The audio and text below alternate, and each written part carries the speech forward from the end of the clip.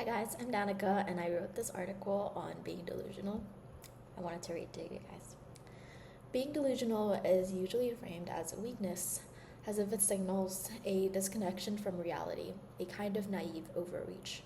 But that framing assumes that reality is fixed, that outcomes are predetermined, and that belief plays no role in shaping what becomes possible.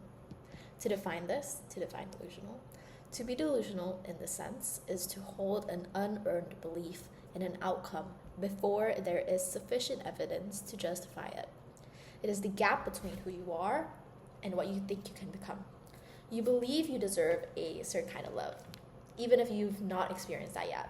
You believe you can recover from an exam in one night, even when the odds suggest otherwise. You believe you can build something meaningful in a space you've never ever studied before without formal permission to do so.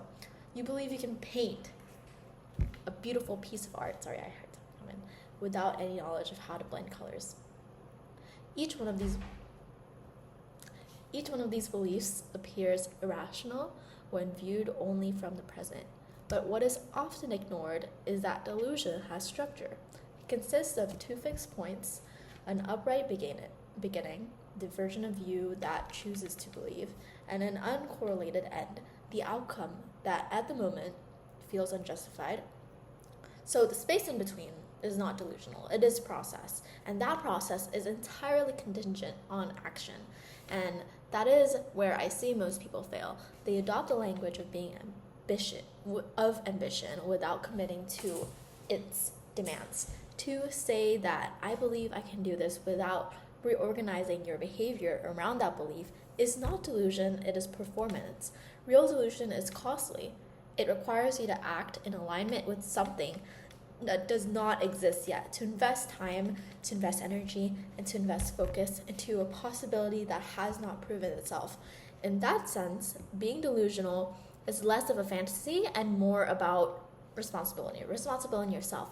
If you choose to believe in an outcome, you inherit the obligation to close that gap between where you are and where you claim that you can be, that 2 points. The belief alone does absolutely nothing. It is only a directional force for people to study physics. The outcome is predetermined by what you do in the middle. So the question is not whether being delusional is good or bad. The question is whether you're willing to sustain the discipline that belief demands. Because if you are, then what once looked like delusion begins to resemble something else entirely, self-directed probability. And if you are not, then it remains exactly what people think it is.